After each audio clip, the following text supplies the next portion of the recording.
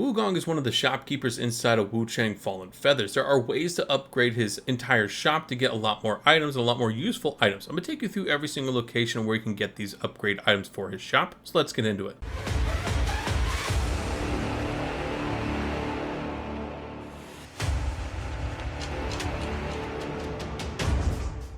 First, you need to find Wugong and basically start opening up his shop. Don't worry, he's very easy to find. As soon as you progress through the game in Worship's Rise, the very first region of the game, until you get to Litzen Temple, you'll see him literally right next to the shrine. All you have to do is help him up. This will basically initiate having the shop around that you can interact with him, not at this location, but locations later on. Now that you've actually helped him up, you can have an entire conversation with him if you want to and exhaust his dialogue. You don't have to, but you are able to go and find the very first shop upgrade very close by. This very first item can be found right in front of the door of the very first, I'll say, main boss inside the game, a boss that you have to defeat to progress the storyline and progress the game in general. All you have to do is get over towards that door, and once you get to that door, before you open it up, because that's going to trigger a cutscene to start the fight, you want to do a 180 and go into the small room behind you, where you're going to see a purple item on a table. That is going to be the golden bowl that you want to pick up. That is your first shop upgrade item. Now you can try and give this item to Wugong immediately after you pick it up, but he won't take it from you until the boss behind that door is defeated. So go defeat that boss and then come back and try and interact with him. You will not be able to actually give him that golden bowl just yet. You have to progress him into the next location, which is called the Shoe Sanctum. You won't have to worry about interacting with him to make him move to this location. As soon as you defeat that particular boss behind the door in the very first area, he will automatically move to this location. He's very easy to find inside of the Shoe Sanctum. When you do interact with him here, you will finally be able to hold over the golden bowl. What this is going to do is just going to start a small dialogue with him, and then when you go inside of his shop, you're going to see a couple different items that are now available to you for purchase. This would be the process for every item on the list, but let's quickly go over what you get for turning in the golden bowl. You'll now be able to purchase the entire armor set of the golden bandits, the fake monks, and one of the benediction stones that you can use inside of your weapons. Now let's move on to the next item that we need to look for, which is going to be an incense burner. There isn't going to be a fast travel point really close by, but the closest one that you're going to have is going to be the corpse pits. Once you're at this shrine, you want to progress forward until you come across this small bamboo forest where you're going to see this turtle statue. You can interact with the turtle statue, get a fun little background about something that occurred in the game, but what we're looking for is the item on top of the turtle. This is going to be the incense burner, the next Wugong shop upgrade item. Turning this into Wugong is going to get you the Imperial bamboo hat, Imperial outfit, and the entire armor set for the Imperial, 10 faint red feathers that you can purchase, and a new magic spell called Corruptive Flames. You may also see some other items available. That's probably because you progress through the game and more stuff is just going to automatically start showing up inside of his shop, but these upgrade items are going to unlock these very specific items that I'm talking about in this video. Now you won't find any more upgrade items inside of the first region of the game, which is Worship's Rise, so you want to progress into Cloud Spire, which is going to be the second main region of this game. This is where you're also going to see Wugong shift over to the Snowy Passage, which is where we're going to find him for the second location for his shop, and can turn in things until he moves on to the third location, which is later on. So for now, let's focus on the 3 shop upgrade items we can find inside of the second region. This first item can be found very early on if you know how to get to the right location in a quick manner. There's mainly another way that you can go and find this, but it's much later on inside of the Cloudspire outskirts area inside of this region. What I want you to do is inside the Cloudspire outskirts fast travel point, follow the pathing that I'm showing you inside of the game, and you're going to very quickly come across a small bridge that will break when you try and interact with an item on that bridge. As you're going across this way to where this small bridge is, there is a red-eyed enemy that you can defeat or ignore, totally up to you. Once that bridge falls, you're going to have a small spell that stops your descent, but what we want to focus on is the shrine that allows you to fast travel to this, which is going to be the Mortar Grotto, and across the small bridge next to this shrine is going to be a body that is going to have a purple item that is going to be the oil lamp that we're looking for. This upgrade item is going to unlock the Dark Frost Edge, which is a one-handed sword, a red tasseled spear, which is of course is spear, and another 2 benediction stones that are helpful inside of this frost area. Next location we want to start from is going to be inside a Cloudspire city. From here, you're going to be very quickly able to go into a small set of caverns that you're going to find a purple item at the end of those caverns. So from the Cloudspire city fast travel point, you want to go through the house, and very quickly on the right, you'll see a bunch of stuff that you can break inside of this small cave. You're going to see the ladder that brings you down. You will be ambushed by 2 different enemies that are going to look like Wugong. Make sure you defeat them because they will jump on your back and very quickly kill you if you're not not prepared. But towards the end of this small area, you're going to see that purple item run in front of a small scaffolding. That is going to be the black coral bracelet. Turning in this particular item to Wuchang is going to unlock the senior maid's armor set and a couple more benediction stones that you get to pick from, which is going to be 6 disciplinary force, skyborn force, and revolving force. All of them are going to be at the bottom of the shop. Your next upgrade item is going to be found closest to the shaft entrance fast travel point. From here, you're going to have to do a little bit of parkouring, which is going to take you in front of a bunch of different acidic enemies, a bunch of different poison enemies. Now, you're welcome to follow the pathing that I'm showing you. All you really have to focus on jumping wise is going to be staying on these planks of wood to make sure that you are able to get to the other side of this smaller part of the cavern and into the small hallway where there are a bunch of spike traps. From here, it is very straightforward. Follow this pathing until you come across a large open room where you're going to see a spider-like enemy. Next to that spider-like enemy is going to be a purple item that you need to pick up. That is going to be the upgrade item that we're looking for, which is called the used mortar. Turning in the used mortar is going to get you 2 armor sets, the Snowfall Guard armor set and the Mad Doctor's armor set. You're also not going to get any benediction stones, but you are now able to purchase brilliant red feathers, which allows you to upgrade the weapon of your choice. Moving into the third region, Mount Zhenwu, which I'm probably butchering the actual name, we need to make sure we find Wuchang inside of this area. And again, it's very easy to find him. He is going to be at the refugee camp, literally right next to the shrine for the refugee camp. There are only going to be 2 shop upgrade items inside of this third region, so let's go after the first one.